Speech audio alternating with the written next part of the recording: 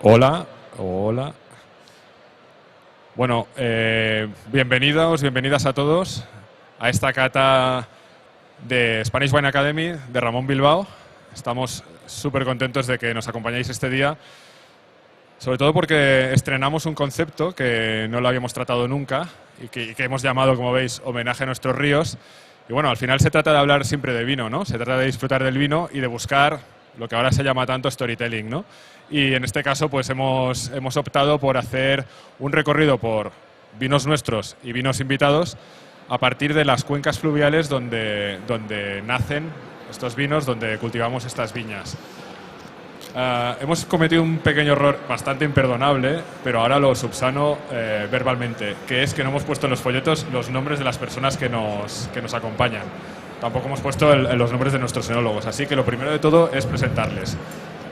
Contamos con Rosana Lisa, enóloga en Ramón Bilbao, directora técnica de La Lomba y directora de innovación de Bodega Ramón Bilbao. A su lado está Joan Ángel Lliveria, nuestro primer invitado. Sigo un orden también, que como veréis, cronológico de los vinos que vamos a presentar. Bueno, Joan Ángel Lliveria es el propietario de Taria, bodega de la Terra Alta, al sur de la provincia de Tarragona. Sigue Sara Bañuelos, de Ramón Bilbao Rueda, gerente y directora técnica. A su lado está Sergio Ávila, el enólogo y viticultor de nuestra bodega en Ribera del Duero, Cruz de Alba. Y finalmente nos acompaña Laura Montero, directora técnica de Viña Main Emilio Rojo en la zona de Ribeiro, del grupo Alma Carrovejas. A ver, vamos a empezar. Vamos a ir bastante rápido porque vamos un poco tarde, ¿no? Vamos un poco mal de tiempo. Nada, simplemente esperamos mucho que lo disfrutéis y que sea como la primera experiencia de esta nueva etapa de Spanish Wine Academy, que estrenamos con mucha ilusión y que vosotros sois de alguna manera los primeros, nuestros conejillos de India un poco con este tipo de catas, más buscando otros conceptos, más allá de la pura explicación técnica y de cata, ¿de acuerdo? Bienvenidos de nuevo y vamos a por ello. Bueno, una pequeñísima introducción, la tenéis también en el booklet que os hemos entregado. Nada, partimos de una idea que es clave, ¿no? Y de la cual se habla poco, que los ríos en España no funcionan como funcionan en otros países de Europa. No son navegables, ¿no? Y a lo largo de la historia, por tanto, no han permitido el comercio del vino. Es decir, nunca han alcanzado esa importancia, ¿no?, para el comercio, para la industria del vino que han tenido ríos como el Loire, el Garona, por supuesto en Burdeos, o el Rin, ¿no? Claro. Los ríos españoles tienen otro tipo de importancia, ¿no? Quizá más profunda o más enigmática, también le decimos a veces. Una importancia que se basa en la geología y en el clima.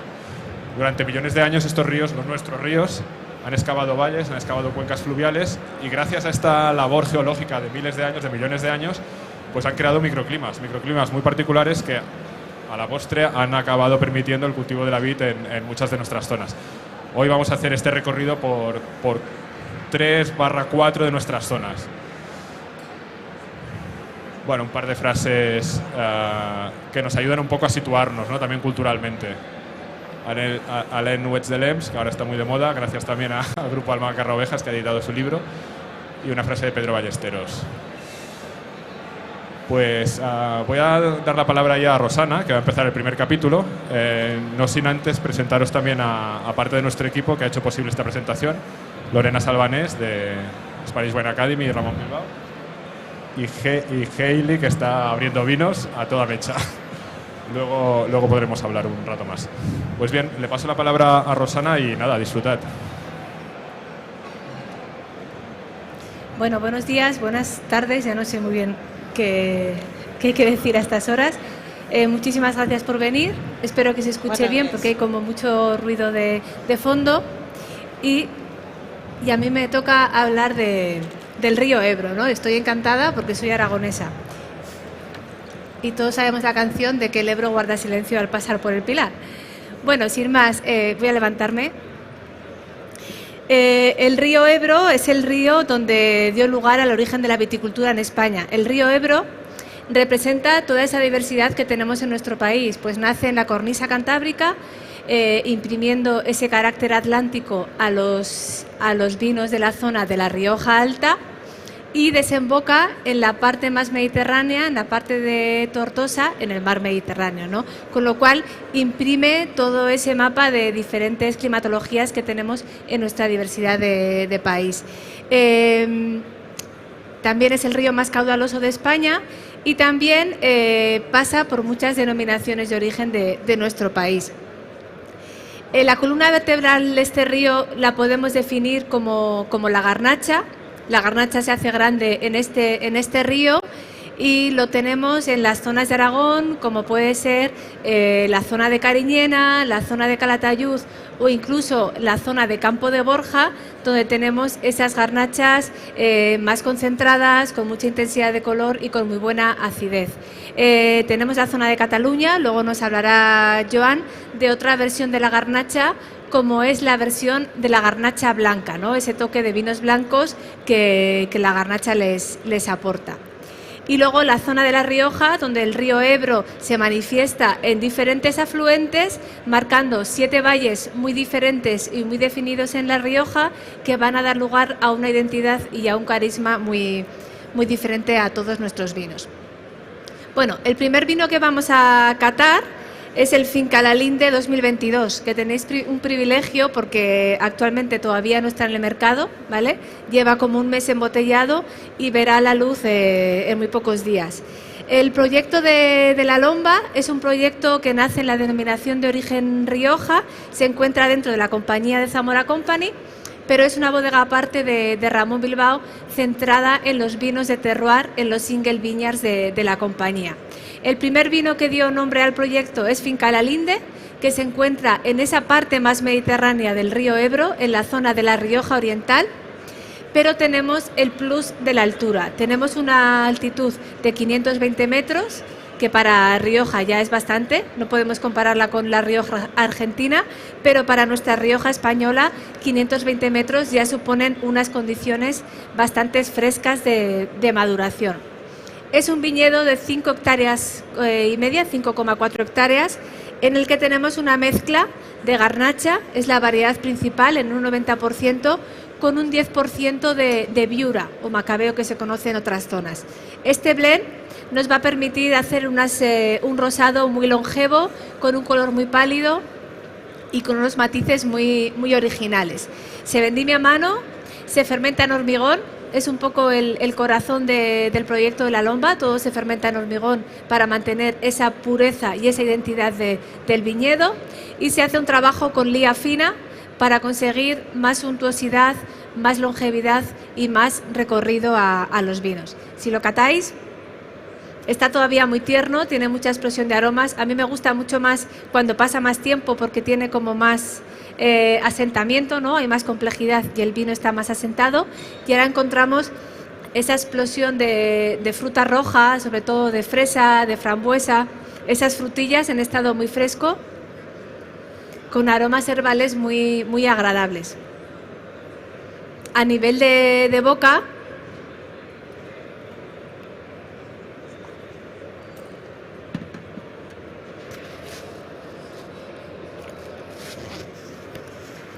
es un vino súper fresco, marcado por esa acidez que nos viene de la zona. Un vino bastante lineal, muy fluido, pero donde realmente se hace grande el vino es en esa jugosidad que transmite en la boca, ¿no? Tiene mucha verticalidad por esa acidez fresca, pero nos redondea prácticamente todo el volumen y toda la boca.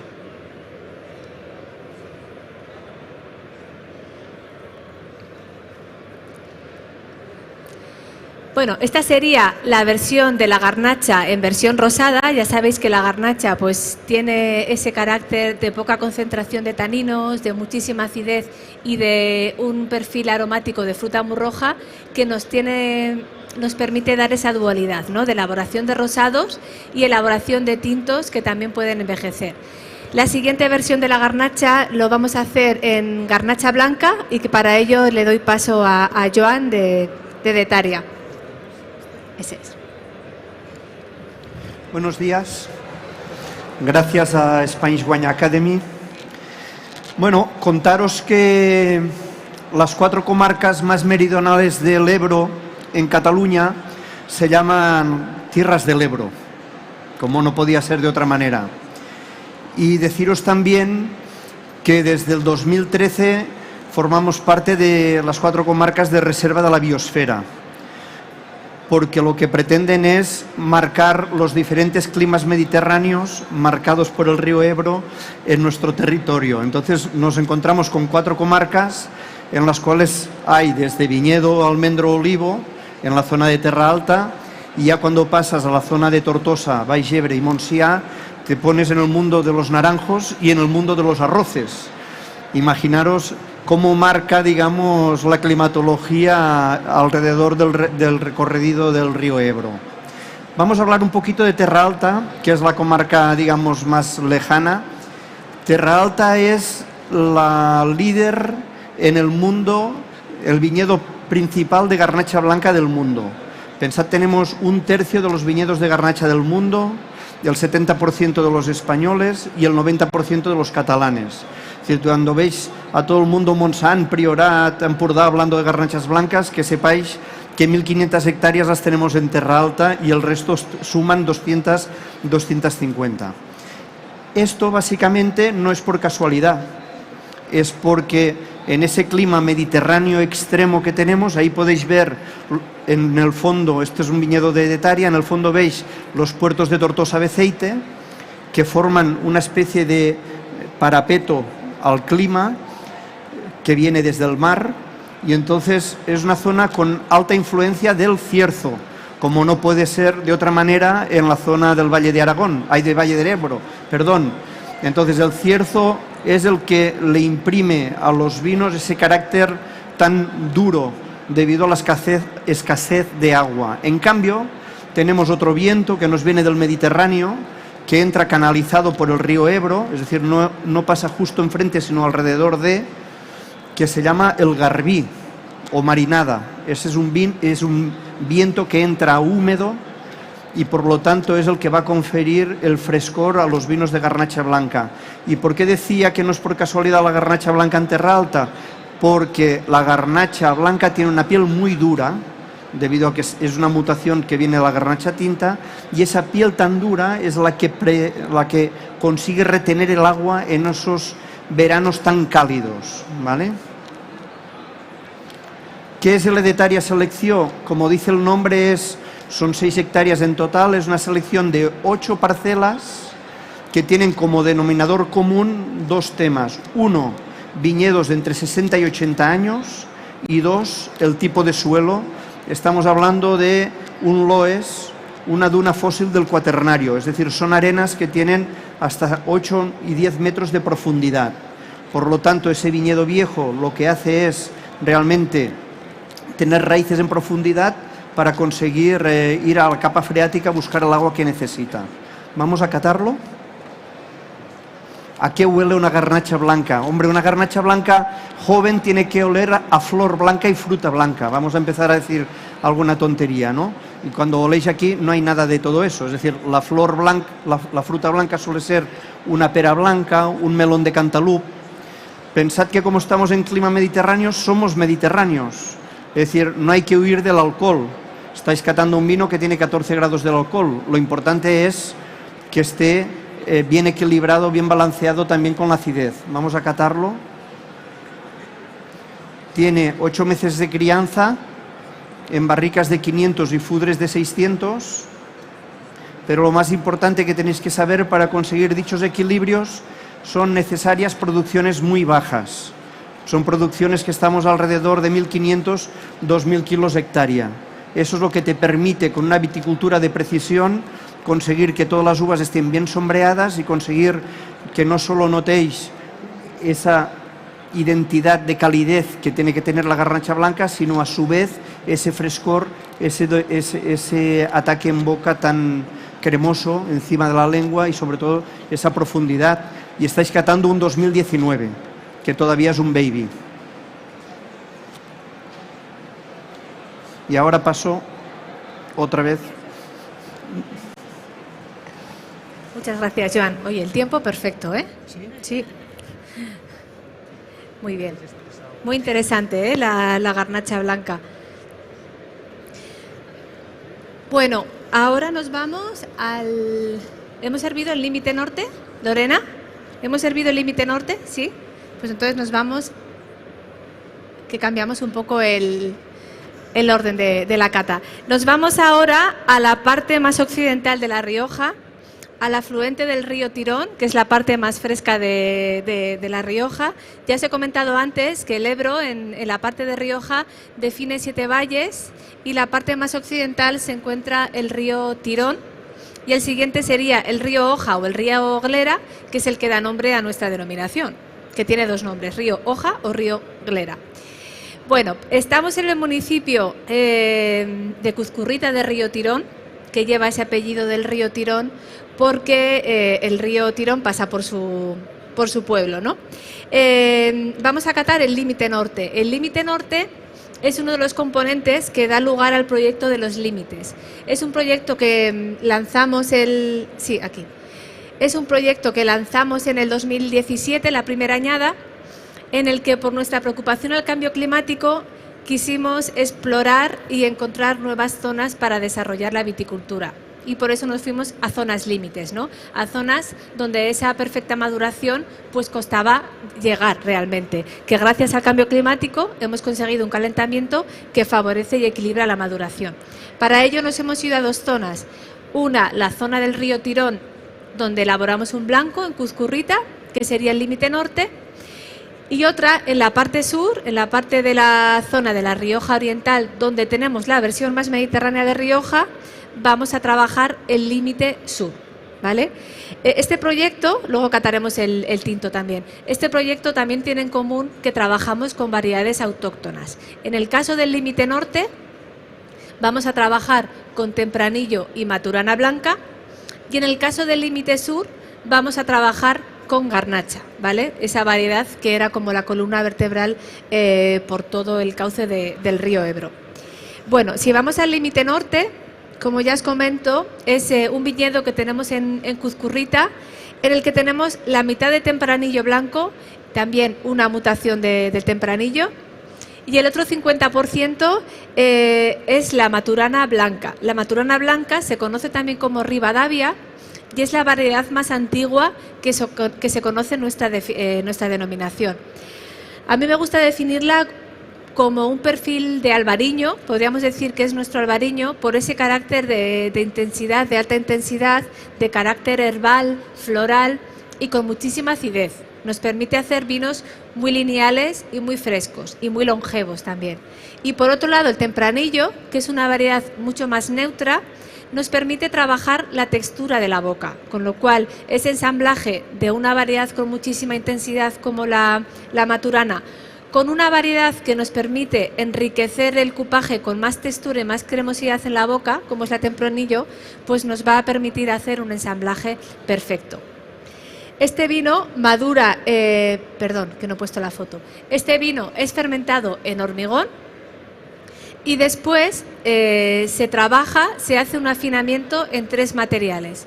Un tercio sigue en hormigón, otro tercio se envejece en ánfora y otro tercio se envejece en barricas de 500 litros. Es el primer vino, es el primer proyecto donde Ramón Bilbao introduce las ánforas. Hasta ahora trabajábamos con roble, con acero inoxidable, con hormigón, pero nunca habíamos trabajado con ánforas. El ánfora es un material poroso que también preserva muchísimo la intensidad del viñedo, como el caso del hormigón, pero tiene más porosidad, con lo cual evoluciona más rápido los vinos y nos permite desarrollar mayor untuosidad en la boca y aromas más terciarios también, ¿vale? Después de este periodo de afinamiento, el vino se ensambla en barricas de 225 durante 6 meses para poder conseguir ese nombre de reserva. Estamos frente a un blanco reserva de la cosecha 2018 y con un blend que es tempranillo y maturana blanca. Espero que os guste porque es una mezcla bastante original y además con el apelativo de reserva es de los pocos que existen. A nivel de cata, veis que tiene un ensamblaje perfecto en esa fruta cítrica, esa fruta bastante fresca, con notas florales y un poquito ya de evolución de terciarios, ¿no? Tenemos como notas un poquito amieladas, de esa fruta de hueso, de ese melocotón un poquito más maduro. engarzados con esas notas de madera, de una madera muy equilibrada y muy afinada. Y después de la boca,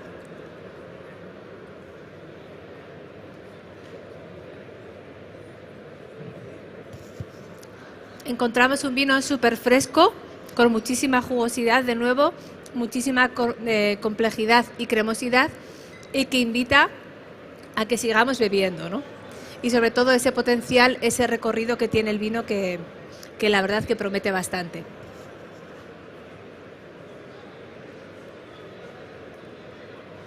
¿Os ha gustado? Ahora, si me tengo que ir para atrás, a ver cómo voy.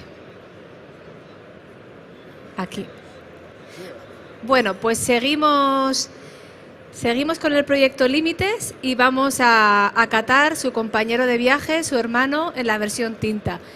Ahora mismo estamos, como os comentaba, en la zona de la Rioja Oriental, de nuevo, la parte más mediterránea, más cálida de la Rioja, pero con el plus de la altura. Aquí tenemos un viñedo en el Monte de Yerga.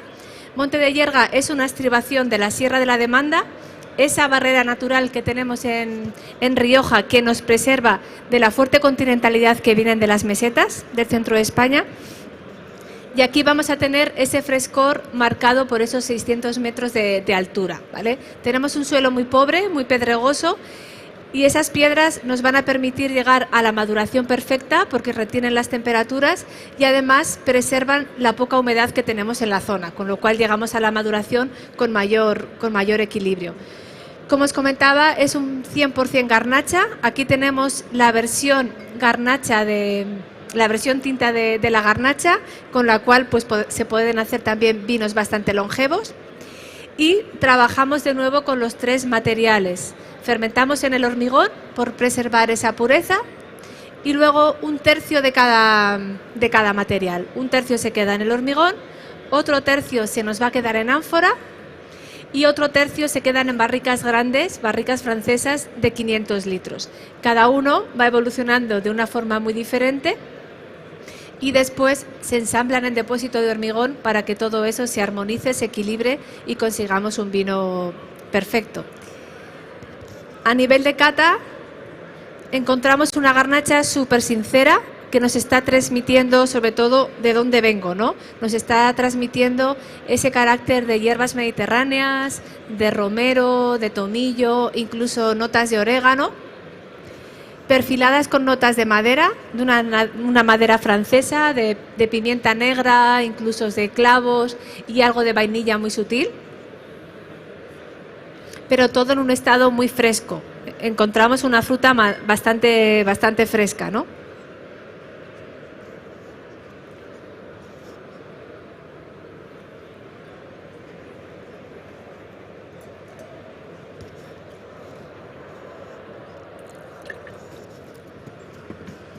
A nivel de boca, de nuevo, ese nexo en común de la acidez, de ese frescor, de ese límite, de esos extremos. Un vino bastante afilado, con poco tanino. La garnacha es una variedad que imprime pocos taninos a los vinos, por eso es muy buena para la elaboración de rosados, pero con muchísimo recorrido y gracias a esa acidez el vino se mantiene durante mucho tiempo en la boca, ¿no? Tiene un largo final. ¿Os ha gustado? ¿Conocíais el proyecto de los límites?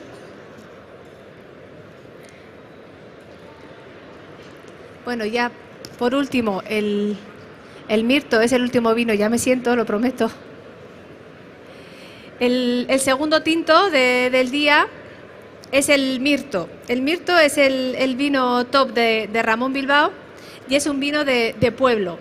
Es un vino que tenemos una selección de viñedos viejos en diferentes pueblos de La Rioja, concretamente en 7 pueblos, que se fermentan en tinas de roble francés todos los años, y es en el momento de después de la fermentación alcohólica cuando vamos a decidir qué pueblo representa ese año a mirto, ¿vale?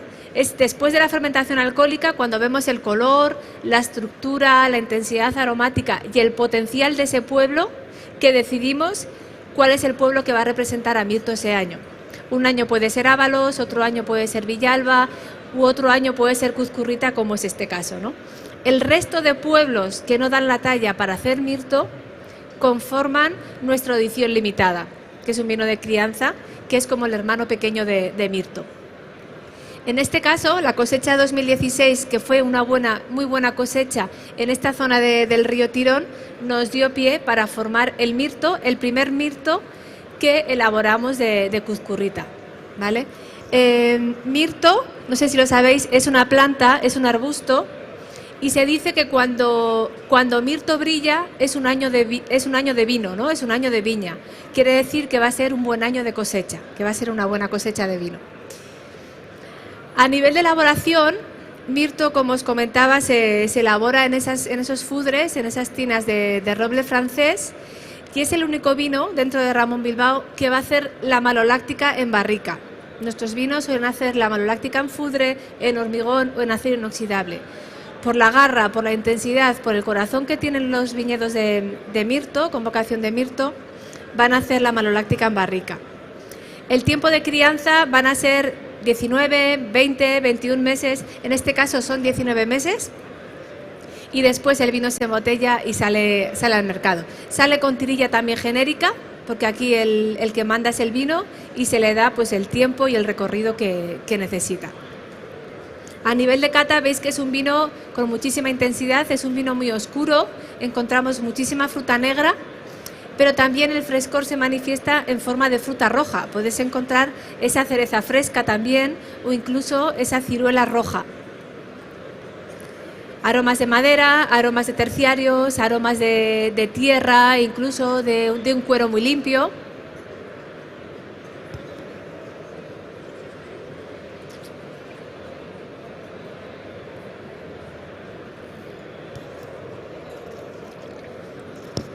Y en boca se encuentra de nuevo esa acidez, me cuesta hablar casi de la acidez, esa acidez del río Tirón, esa acidez súper fresca, occidental, de esos suelos más profundos, más frescos, con vocación hasta ahora de cereal, pero que nos da lugar a estos vinos vivos, frescos, con muchísima acidez y una gran longevidad.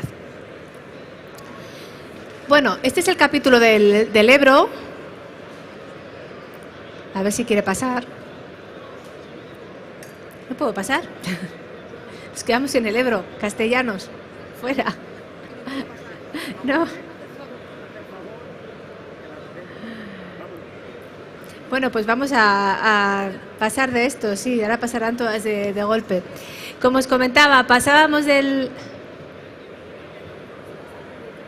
Es un botón grande, no tiene mucha complejidad, soy bastante torpe, pero... Bueno, como os comentaba, dejamos el capítulo del río Ebro, ¿no?, que nos deja esos paisajes maravillosos por La Rioja en forma de meandros. Todos conocemos el famoso y el espectacular viñedo de Contino, ¿no? Incluso nosotros tenemos nuestra finca de 20 hectáreas, Aguilones, en las que el río Ebro hace un meandro maravilloso y nos permite a pasar pues esas veladas por la tarde tomando un vino, un platito de jamón y a esperar que se haga de noche, ¿no?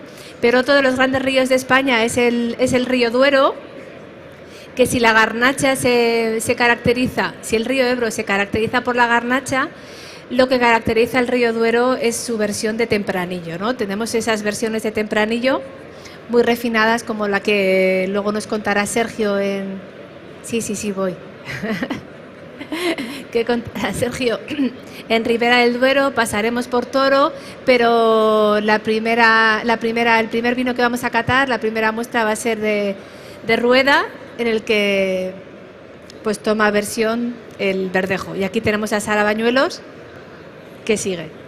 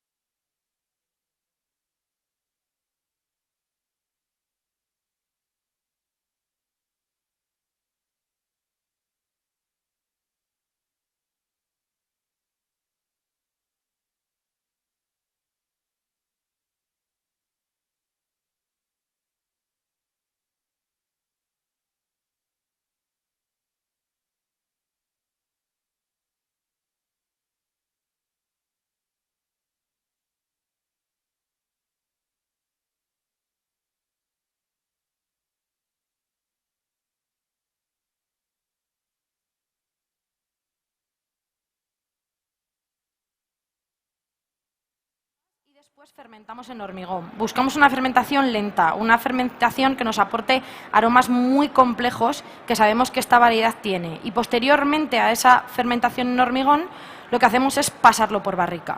No hacemos una fermentación en barrica porque lo que queremos es que esa uva verdejo sea perfectamente reconocible, sea el hilo conductor de este vino y sea una crianza posterior en barrica la que le dé esa complejidad para hacerlo un vino mucho más gastronómico, ¿vale? Lo que hacemos en esas barricas es hacer un batonnage manual, removemos las lías para aportarle cremosidad, para aportar untuosidad, para conseguir esa complejidad tanto en nariz como en boca y más o menos durante unos 8 meses el vino permanece en esas barricas de roble francés y de roble húngaro para buscar también complejidad en el aporte de las diferentes maderas. El resultado es un vino que si lo catáis en nariz sigue vivo, sigue fresco, sigue teniendo esas notas de hinojo, de fruta de hueso, pero también de fruta cítrica y de flores propias del verdejo, pero a la vez con esas notas de la barrica, esa especia, ese chocolate blanco. Es un vino intenso, es un vino que tiene carácter.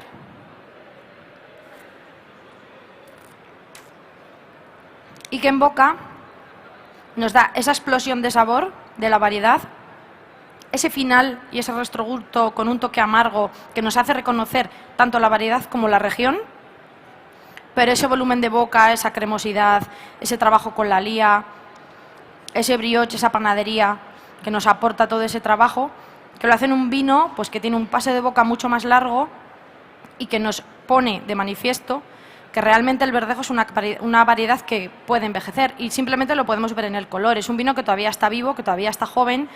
La primera añada que sacamos de este vino fue en 2016. Sí que es verdad que hicimos muy poquitas botellas y se agotó rápidamente, pero tuve la fortuna de rescatar unas botellas y guardarlas.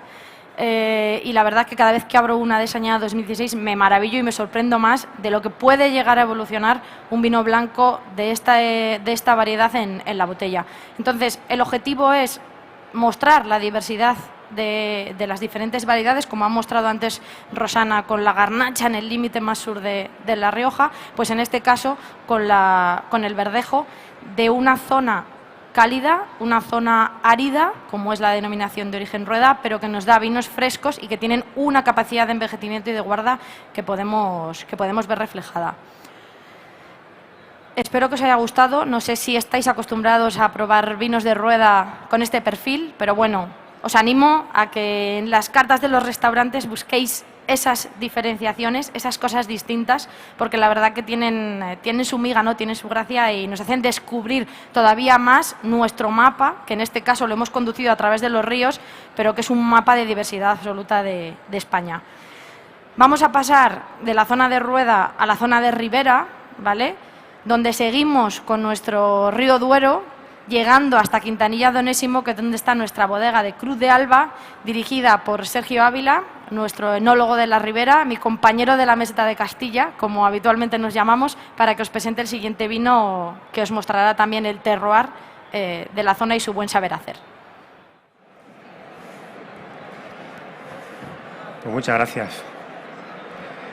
La verdad es que da gusto ver de qué manera los ríos, de qué manera todas estas denominaciones de origen, todos estos cambios culturales que tenemos delante, contenidos y destilados en estas copas, nos muestran distintos caracteres, distintos modos de entender cómo hay que labrar el suelo, cuidar la viña, ser parte de los ríos, ser parte de la cultura que nos integra, que nos ayuda y que poco a poco también nos va perfilando y nos va definiendo.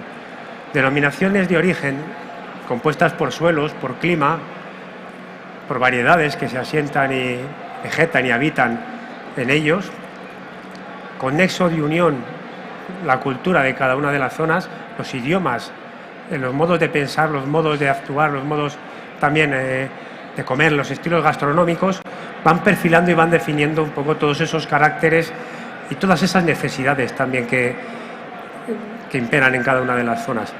Pues bien, en Cruz de Alba, desde que en el 2003 empezamos a hacer vinos, teníamos como muy claro un objetivo, que era hacer vinos de pago, vinos de nuestras parcelas, los cuales nosotros producíamos de una manera muy vertical, voy a decir, puesto que no compramos, no vendemos uva, no compramos, no vendemos vino, solo elaboramos lo que proviene de nuestra finca, una finca que tiene 40 hectáreas,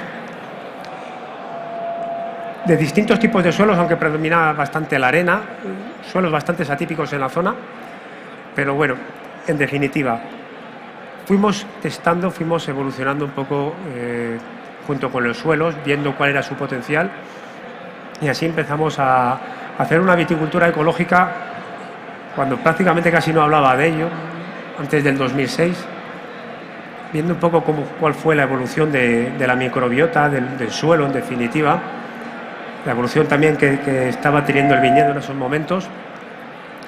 Los vinos evolucionaron, los vinos se afinaron, los vinos ganaron en personalidad y también en carácter.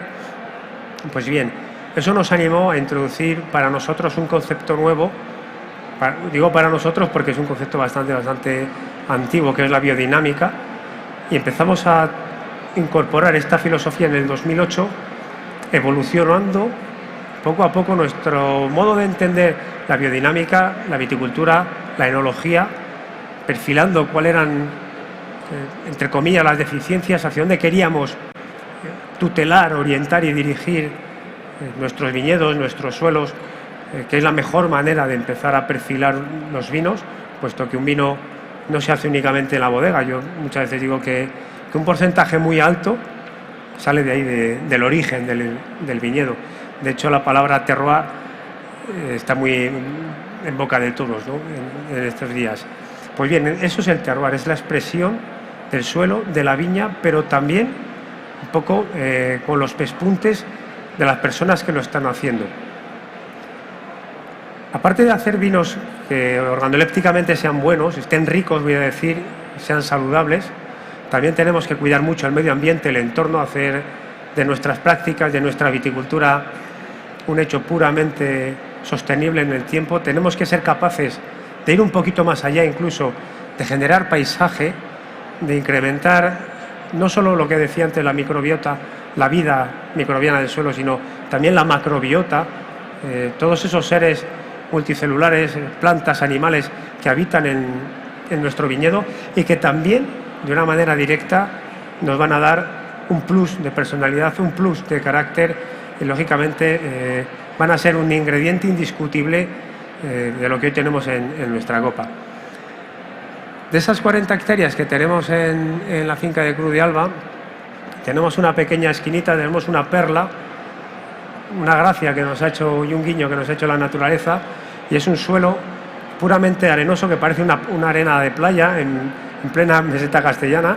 Estamos prácticamente al lado de Peñafiel, a unos 7-8 kilómetros. Bien, pues en esa arena nos encontramos un viñedo que actualmente tiene en torno a 67 años, un tempranillo, una rara avis, que nos decidimos a empezar a elaborar de manera independiente del resto de los vinos que tenemos en Cruz de Alba allá por el 2012.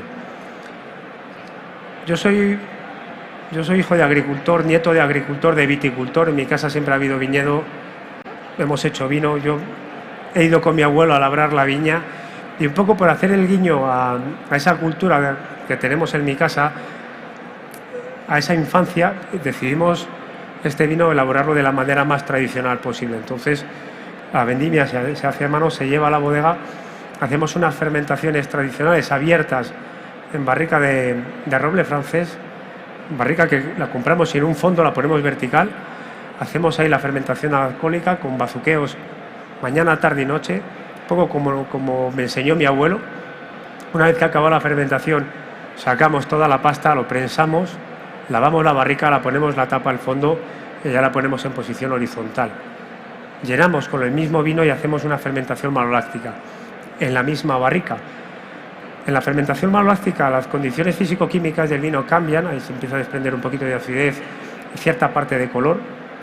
Bien, nosotros lo que hacemos es quitar todo ese sedimento que se ha generado en ese proceso, lavamos la barrica, la volvemos a llenar con los mismos vinos y hacemos una crianza de 22 meses en esas barricas de 500 litros que os estoy contando. ¿Qué esperamos de todo esto? Pues bien, mucha gente dice, ¿cómo cuidáis los vinos? Vale, sí, los cuidamos, pero también los exigimos. Yo creo que para poder hacer ese tipo de fermentaciones con una uva determinada tiene que ser una uva tipo un caballo de carreras, lo tiene que aguantar. Es una carrera de fondo, es una exigencia máxima la que nosotros estamos haciendo con estas fermentaciones y con este tipo de crianza, pero a la vez intentamos no interferir para nada en ese tiempo en el que la barrica está o bien llena de uva o está haciendo la crianza. ¿Cuál es el resultado? El resultado es lo que tenemos ahora mismo en la copa. Un vino que yo, desde mi punto de vista, aunque voy a hablar de mi libro, de mi hijo, un vino que tiene una nariz muy compleja, muy profunda. Les estoy contando que lleva largo tiempo en la barrica, fermenta, luego está 22 meses, no domina para nada la barrica el vino, sino que es todo lo contrario, es un aporte más.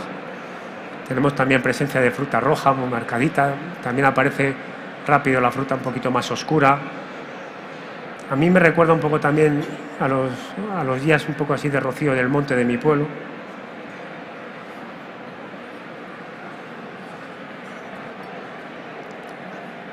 Y una boca fina, noble, donde predomina la acidez que es un hándicap dentro de Ribera del Duero. Nosotros poco a poco vamos incrementando la acidez en nuestros suelos, que son muy básicos, también con el uso de cubiertas vegetales. Vamos cambiando un poco las especies vegetales que ponemos en ellas según los años. Eso nos ayuda a mejorar mucho la acidez del suelo y es la manera más natural de mejorar la acidez en los vinos.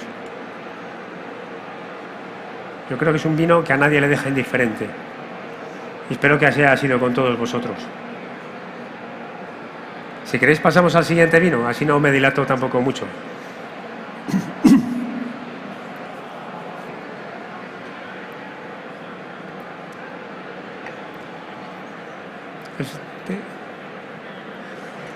Voy a hacer los honores de presentar el siguiente vino, ya que no nos ha podido acompañar la bodega, que es Dominio del Bendito. Estamos en el río Duero, nos bajamos un poquito más abajo a Toro.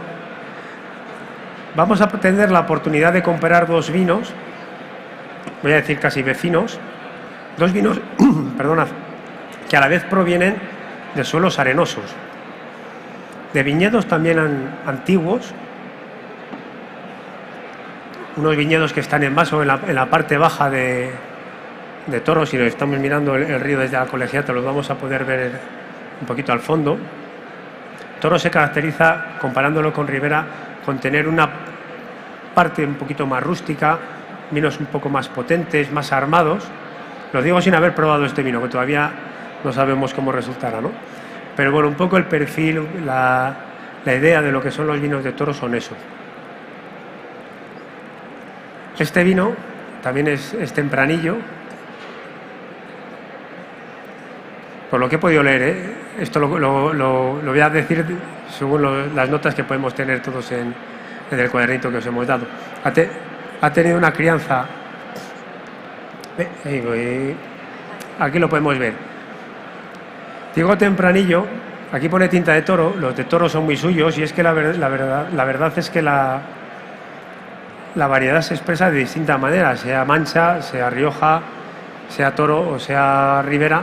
Prácticamente, y a grandes rasgos, vamos a decir que es la misma variedad, pero sometida a distinto rigor climático, con distintos tipos de suelos y, lógicamente, con una cultura distinta. El resultado tiene que ser distinto. Pues bien, tampoco es un vino que ha estado poco tiempo en barrica, que lo vemos, que tiene 16, 18 meses, es un periodo importante. Yo en nariz tampoco noto una dominancia de la barrica. Me veo un vino un poco complejo. La nariz la tiene un poco más, o mejor, carnosa que lo que puede ser un Ribera del Duero normal. Aquí en Toro vamos a ver los vinos, como os decía, un poco más armados, más estructurados. Vino fragante, con buena también presencia de fruta, un poquito especiado.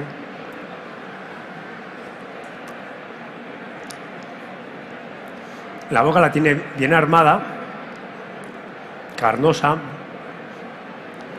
tiene bastante peso, longitud, y una muy buena acidez. Yo creo que es un vino bastante equilibrado, un vino sabroso. A mí personalmente, como consumidor, ya no hablo como enólogo, a mí me gusta, a mí me da una muy buena sensación. No quiero hablar más porque es una bodega que no es la nuestra, me he tirado un poco así a la piscina, pero bueno, con toda la humildad, de verdad. Así que, y no me quiero dilatar tampoco mucho más. Ahora doy paso otra vez a mi compañera Sara para que os cuente los ríos y rías de Galicia. Bueno, yo realmente voy a hacer un poco el enlace para pasar de una zona vitícola a otra. Si continuamos desde la meseta en la que nos situábamos por la A68, salimos del clima continental, que hay un dicho que lo define muy bien, que es 9 meses de invierno y 3 meses de infierno, para entrar en una zona fresca, verde, que nos recuerda a mar, a playa, a sol, que es Galicia. Galicia no solo es mar, no solo es playa, no solo son rías. Todos esos estuarios vienen por diferentes ríos que cruzan la comarca y que lo que hacen es generar microclimas y mesoclimas que también hacen que sus uvas sean bastante diferenciadas. De ahí que la diversidad de bodegas que hay en Galicia se vea reflejada también por los valles en los que se encuentran en estos ríos. Hoy vamos a catar 2 vinos que están cerca de 2 ríos. Primero lo hará Laura Montero con su vino cercano al río Avia, y luego hablaré yo de Finca Monteveiga en el Valle de Luya. Por lo tanto, le cedo la palabra a ella para que explique con esta imagen tan bonita. Sí, ¿quieres el...? O te paso yo si quieres cuando... Vale, sí.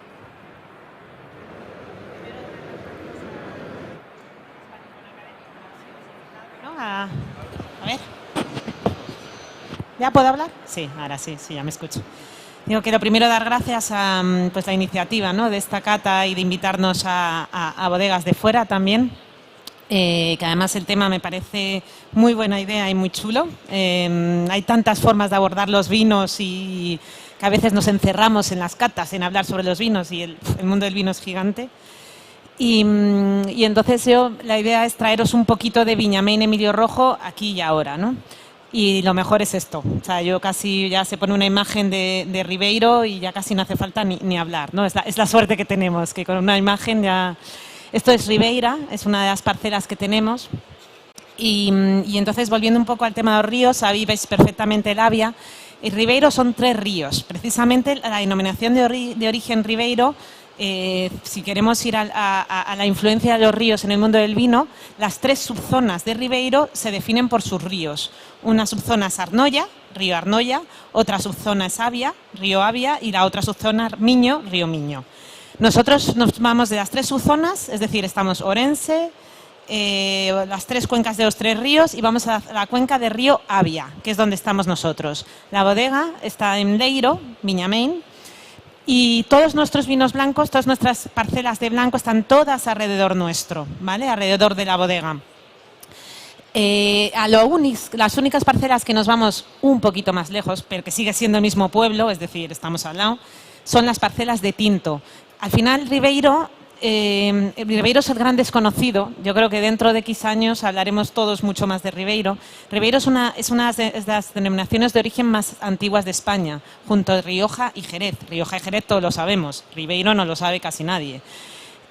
Para que os hagáis una idea, tenemos documentos de Meín de 1158 que ya hablan de Meín.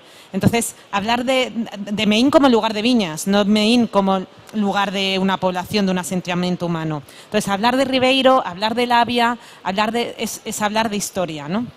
Entonces, en Ribeiro, las parcelas, no hace falta hacer un estudio de suelos para saber si le va bien blanco, tinto.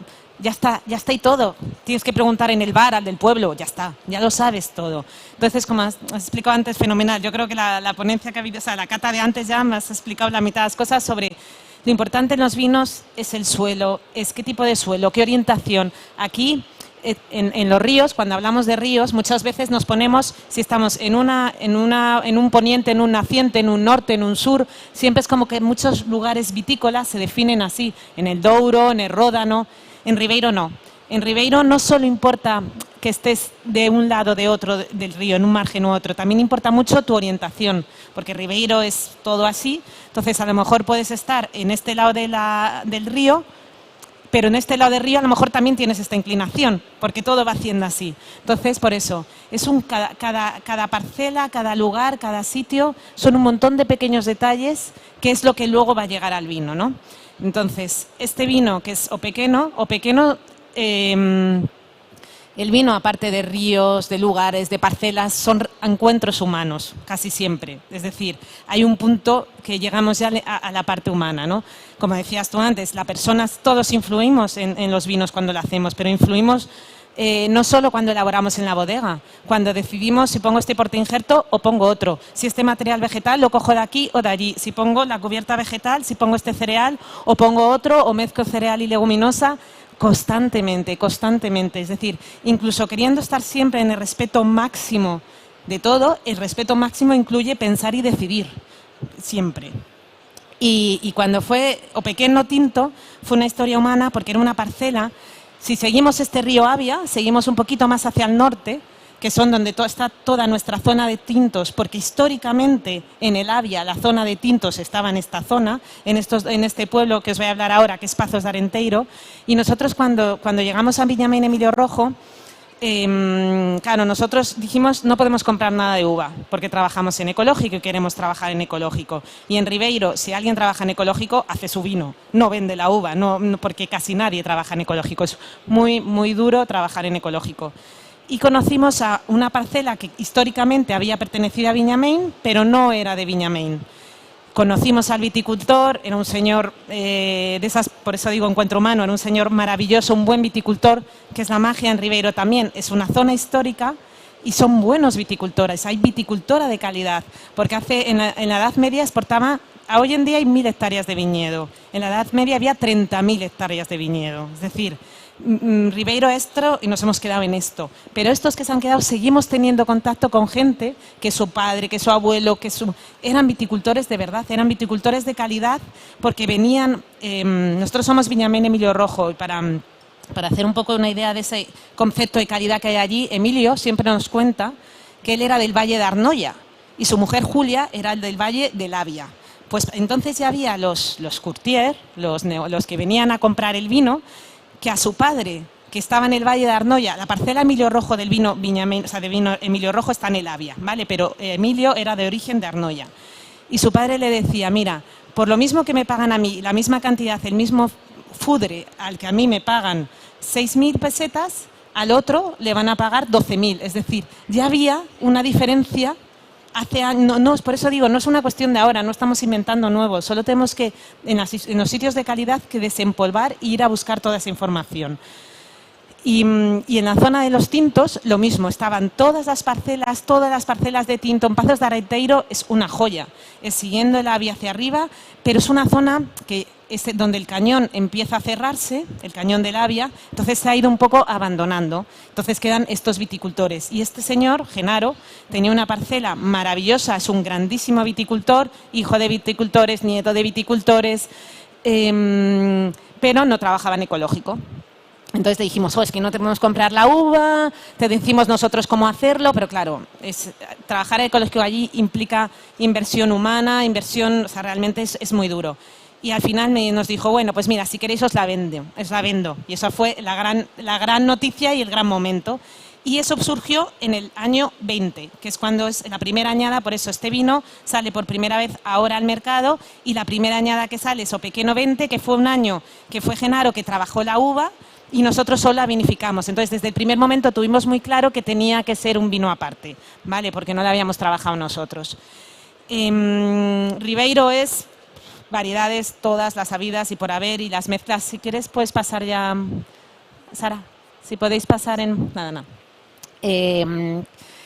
Ahí ponemos Caíño Brancelló, Susón, Caíño Redondo, bueno, y Caíño Longo, que es las que se pueden poner, y luego además pues el ferrol, porque claro, luego hay 10.000 variedades, es una parcela que él ha ido cogiendo material vegetal de aquí, de allá, de tal, entonces hay miles de variedades. Entonces, bueno, hay esas más el ferrón, por ejemplo, el ferrol, que es una variedad que nosotros nunca la habíamos elaborado hasta no tener esta parcela, Zacoy, que es un tinto que aporta un frescor y una acidez que ya, bueno, impresionante. Entonces, si estamos en Galicia, Atlántico, cambiamos un poco de perfil de vinos.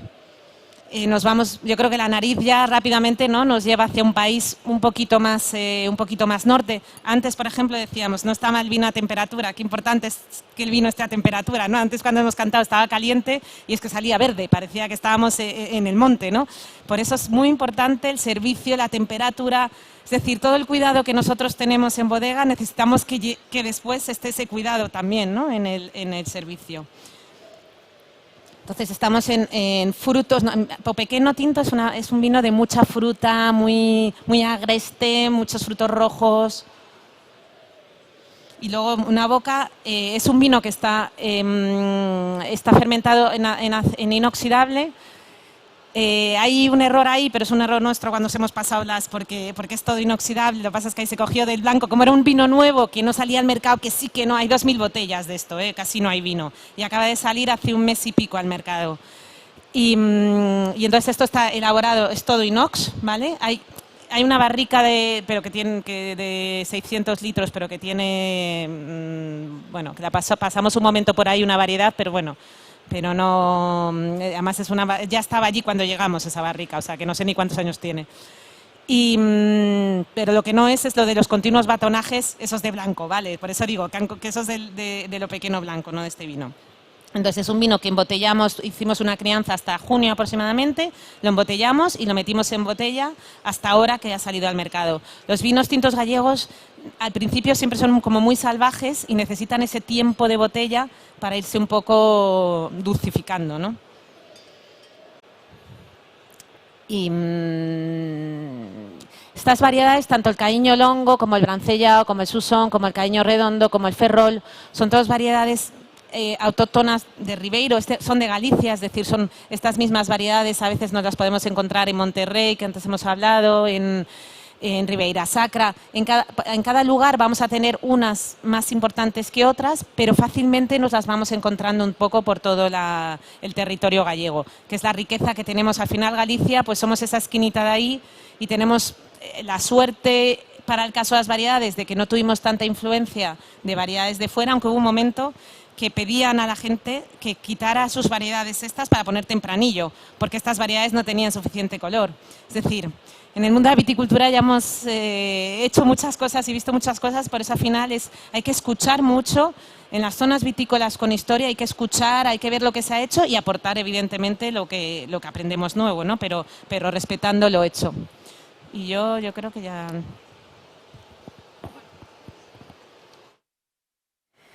Yo voy a concluir con el permiso de la autora de este vino, que hoy no ha podido venir, que es Paula Fandiño, con un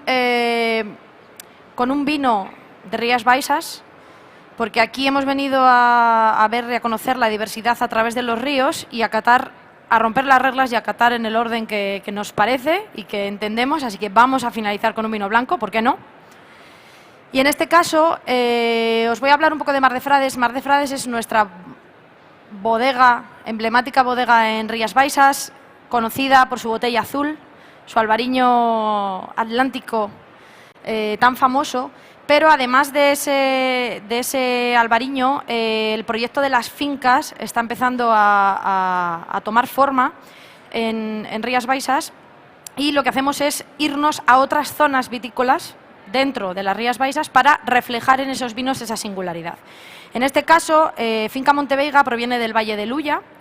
El Ulla, lo veis aquí, es el río que está más al norte, en Rías Baixas. Digamos que estamos en la zona más norte de las Rías Baixas y concretamente en este caso no tenemos tanta influencia del mar, no tenemos tanta salinidad y tenemos algo más de influencia continental. Por lo tanto, los vinos son mucho más fríos, hay más riesgos de heladas. Y el río lo que nos hace es un poco evitar esas posibles heladas en el invierno, pero a la vez aportar esa humedad necesaria, ¿vale?, para que no tengamos ese riesgo, pero sigamos teniendo un clima fresco que nos pueda dar esa acidez que se busca en los vinos de las Rías Baixas. Concretamente, la parcela que tenemos en el Ulla es una parcela que está a unos 160 metros de altitud, pero de la cual tenemos una pendiente de un 4%, destinamos la zona más alta a realizar este vino. La zona más baja la dejamos para el resto de cupajes de nuestro Mar de Frades, de Rías Baixas, y es una selección de la zona más alta que está por encima de las nieblas la que utilizamos para hacer este vino. ¿Por qué? Porque lo que intentamos buscar es mayor aporte de luminosidad, lo que hace que el periodo de maduración sea más largo, con lo cual buscamos una fruta un poco más madura, más compleja, pero manteniendo esa acidez debido a la altitud, ¿vale? En este caso estamos ante un vino que vais a catar en primicia, es la añada 2018, actualmente la que está en el mercado es la 2017, pero bueno, esta va a salir en breve al mercado, así que bueno, sois los privilegiados que vais a dar el ok a este vino de Finca Monteveiga que vamos a lanzar ahora mismo. Por lo tanto, cuando lo catéis veréis que todavía está vivo, está muy joven, pero luego tendrá muchísimo recorrido en botella. Concretamente, este vino de la zona del Valle del Ulla es el primero y el único vino como tal, que es 100% del Valle del Ulla y que así lo expresa. Es decir, nosotros buscamos con las fincas expresar exactamente lo que esa finca y esa zona nos da, sin hacer cupajes. Por lo tanto, tenemos un reflejo en el vino de la tipicidad de nuestra finca y de la zona bañada por el río Ulla. Aquí utilizamos una espaldera alta también para evitar esa cercanía al suelo, para conseguir mayor exposición y para conseguir pues esa madurez que buscamos más en estos vinos de largo recorrido.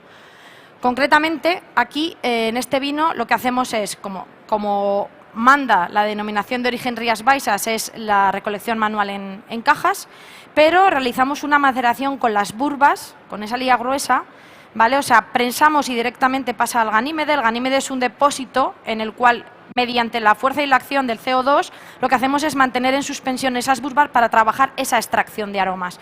Porque si hemos buscado en el viñedo una concentración, una madurez y una riqueza, queremos también que se exprese en el vino. Entonces necesitamos trabajarlo desde el inicio. Lo hacemos durante más o menos 5 días a unos 4 grados para extraer todos esos aromas y después de ese trabajo en el ganímede desfangamos y fermentamos. Posterior a la fermentación es donde viene otra de las fases que le da esa caracterización a este vino, que es la crianza sobre lías. Estamos hablando de un 2018. El primer año lo pasa en reposo, simplemente para que el vino repose, se ensamble, adquiera sus aromas y repose esos aromas de fermentación. Después empezamos con un batonage, con un removido de lías, que el primer año es más o menos una vez a la semana aproximadamente. Durante el segundo año, por cata, vamos decidiendo que ese removido de lías sea un poquito más lento. Ya esos aromas están, ya lo que tenemos es que ir ensamblándonos. Entonces vamos buscando esa complejidad, esa cremosidad, ¿vale?, haciéndolo una vez al mes. Y posterior a ello se embotella y otra vez necesita un reposo en bodega. Está más o menos entre 6 meses y un año reposando en la botella, por lo que en este caso veréis que todavía está recién reposado y esperando a ganar complejidad. Si lo catamos, en nariz vemos el albariño en su máxima expresión, mucha camomila, fruta cítrica, pero también fruta de hueso, membrillo, melocotón. Buscamos esa variedad aromática, no quedarnos solo en el rango del albariño, sino en el albariño más complejo. En boca, la acidez de la que hablamos, la acidez que nos da la altitud, la acidez que nos da la variedad, pero esa madurez que nos da la exposición solar.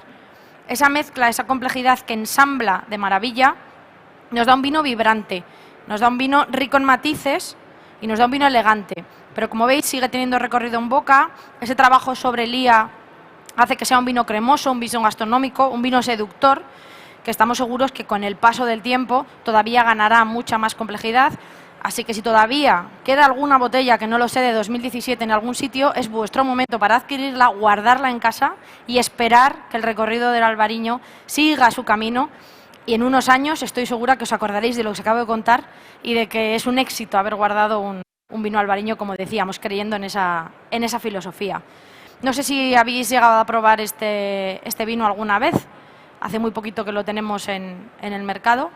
Pero bueno, espero que os guste y que este cierre con nuestra querida Galicia, como ha podido explicar ella, y con este vino final, bueno, pues haya mostrado un poquito más lo que es la diversidad de la zona, lo que es la diversidad dentro de nuestro país con las diferentes denominaciones que vienen encaminadas por los ríos, las rías y los mares, que también son parte de nuestra geografía. Con esto damos por terminada la cata. Le doy paso a Lorena.